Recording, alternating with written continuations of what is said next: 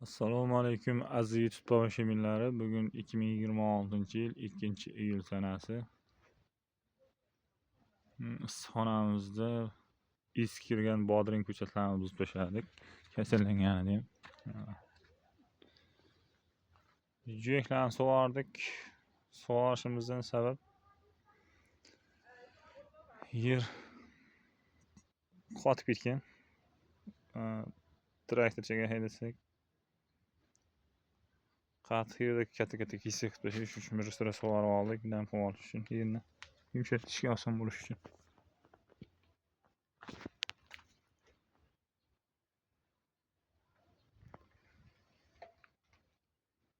Bu yerga ham ko'kat ekamiz. Yarmiga shved, yarmiga kinza. Nariga sonamizga ekkamizdek.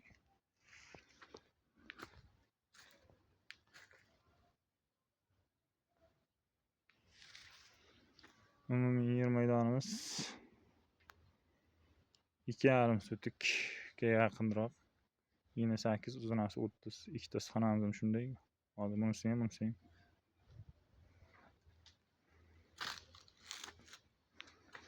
Kechkisiga bodring yesak bo'ladi. Prosta yozgi ekilgan bodring issiq. Menga loyqa sepgan bilan kasallanish ko'p bo'ladi, o'lish ko'p bo'ladi. Yana uning joyiga xatosiga yana bodring kechga qoladi, ham kasallanishlardan, virusli, bakterial kasalliklar juda ko'p tushadi yozda ekiladigan bodringlarga. Dorilar ko'p vaqtingiz ketadi. Ximikat ishlatish kerak. Uncha bu kasalliklarni davolash qiyin. Yozda tushayotgan kasalliklar. Xonani tozalash kerak, dezinfeksiya qilish kerak. Bu uchun tinchi ko'kat ekish oson. Sizlar loyqa sepiladimi? Loyqasi bormi? Bodring ekkan bet loyqa sepilgan. Plankani ustiga sal qoraytirish uchun, yorug'lik nurini sal kamaytirish uchun tushishini xonanchaga.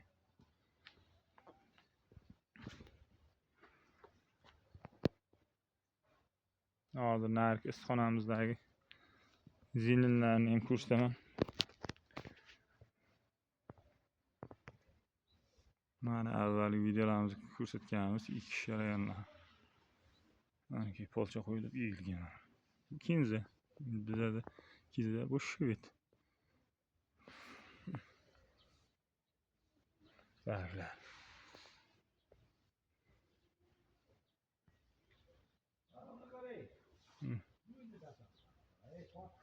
Mana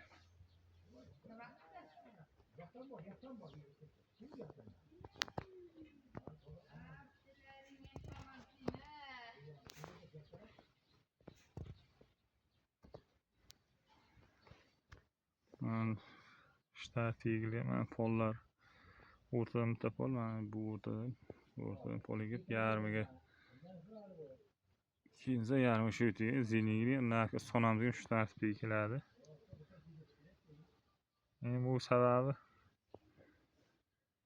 narx-navo qaysi qulay bo'lsa, qimmatroq bo'lsa, shu bir-birini tortadi bozorda. Mayli. Videolarimizni kuzatib boring. Obuna tugmalarini bosing, like tugmalarini bosing. Sog' salomat bo'ling. Bizni kuzatib boring.